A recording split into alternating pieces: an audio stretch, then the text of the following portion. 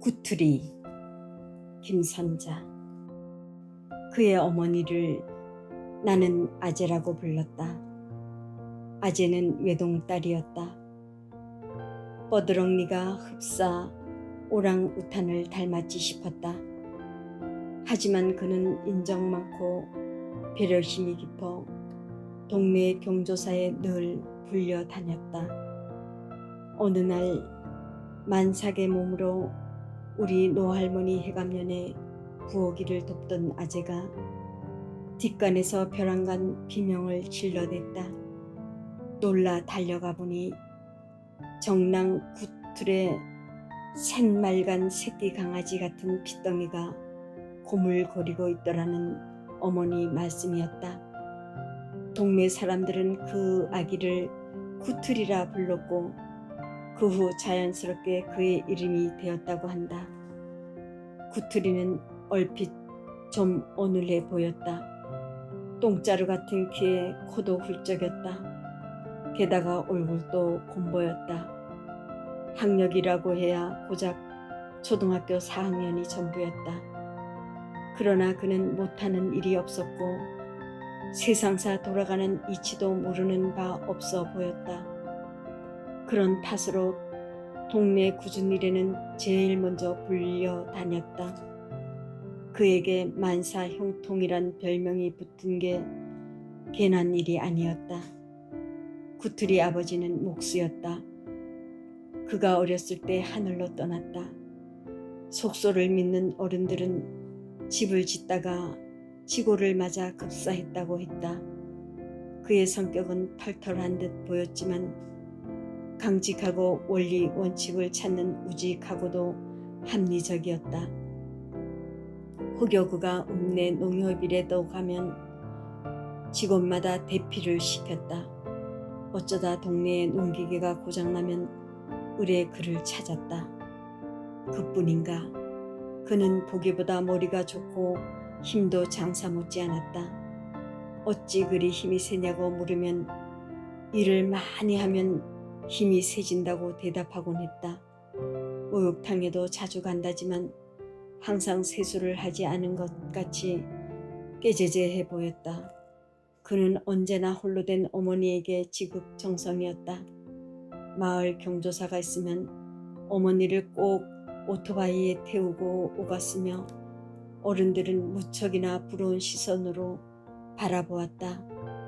하지만 그가 자그마치 장가를 7번이나 갔다는 건 참으로 놀라운 일이 아닐 수 없었다. 그렇지만 그에겐 안사람도 슬아의 자녀도 없어 어머니에게 송구하게 생각하는 일이었다. 그래도 전혀 우울해하거나 외로움을 보이지 않았다. 그는 항상 코미디언처럼 주변 사람들을 즐겁게 했다. 언행이 반듯하고 유머가 있으며 감성지수 또한 아주 높아 보였다. 사람들은 구투리가 공부를 좀 더 했더라면 필경 큰일을 할 인물이라고들 입을 모았다. 반면 적적해야 할 어머니를 위해 이웃 어른들을 모셔다 함께 지낼 수 있도록 배려하기도 했다. 저녁마다 그의 집은 시끌벅적했다. 어른들의 기갓길에 꼭 집집이 모셔다 드리는 수고도 서슴지 않았다. 내 어머니 장례를 지낼 때였다. 광중을 파고 달구를 했다. 지켜보던 아들이 구투리 아저씨가 제일 열심히 정성껏 하던데요? 라고 했다. 매장을 수작업으로 하던 때였다. 그만큼 구투리는 이웃 일도 자기 일처럼 했다.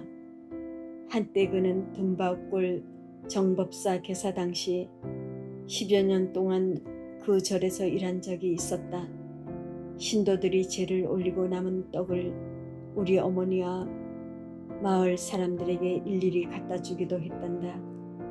진곡의 숲속에 호랑이가 나와 사람을 기다렸다는 이야기가 전해질 만큼 먹을 게 귀하던 시절이었다. 쌀이골에 우리 집이 있었다. 영곡 6번 국도에서 삼산리 쌀이골로 들어서 여자 단속꽃처럼 능선으로 둘러쳐진 곳이다. 쌀이골 학고제란 명명한 집이다. 그곳에서 두어 굽이 더 돌며 산줄기를 타고 올라가 꽃피는 펜션을 뒤로하고 마지막 고개 위에 올라서면 현덕사라는 절이 있다. 그는 이 쌀이골 집들을 보살피는 수호천사였다. 무슨 일이든 그에게 부탁만 하면 바람처럼 달려와 처리해주는 해결사였다. 그는 더 없는 효자였다. 그의 어머니가 무릎이 아파 잘 걸을 수 없게 되자 더 늦기 전에 일본 온천에 휴양 겸 여행을 시켜드린다고 만사 젖혀놓고 큐슈 온천도 다녀왔다. 고사한 그의 어머니는 이렇게 자랑했다. 지팡이라도 짚고 걸을 수 있다면 갔다 와 봐. 좋아. 그 얼마 후였다. 더 걸을 수 없는 그의 어머니를 업고 집 밖의 풍광을 구경시키는 모습이 종종 사람들 눈에 띄곤 했다. 불교 신자인 그의 어머니가 4월 초파일 절에 가고 싶어 하자 노무를 얻고 자동차도 들어가지 못한 고갯길 현덕사회가 예불에 참석하였다고 한다. 돌아가는 길에도 우리 집을 들렀다. 그의 등에서 내린 아재가 말했다. 예, 나는 일이 하고 싶어 죽겠다. 그때 나는 아재의 그 말이 이해가 되지 않았다. 그 어머니의 그 아들이란 생각이 들었다. 그러. 그의 어머니가 뒷간 출입이 힘들어 방에 요강을 들여놓았다.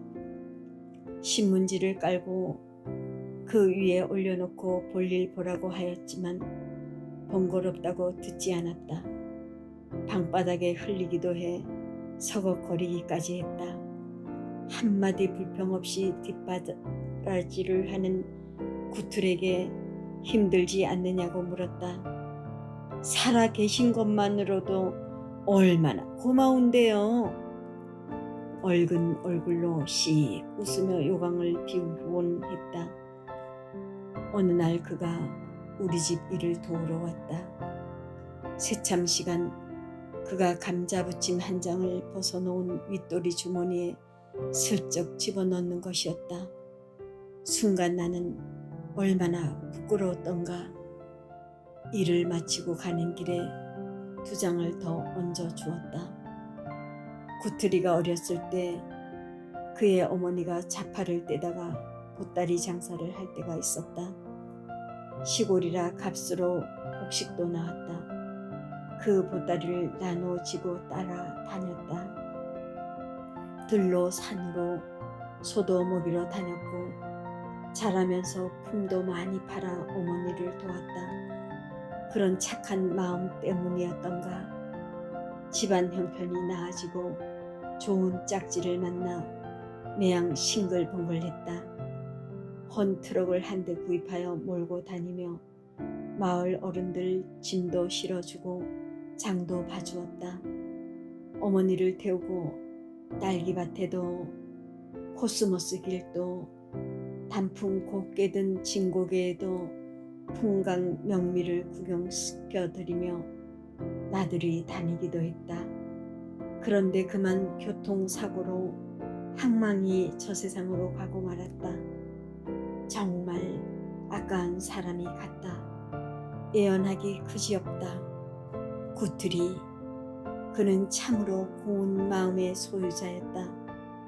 법 없이도 사는 사람은 바로 그를 두고 한 말이지 싶다.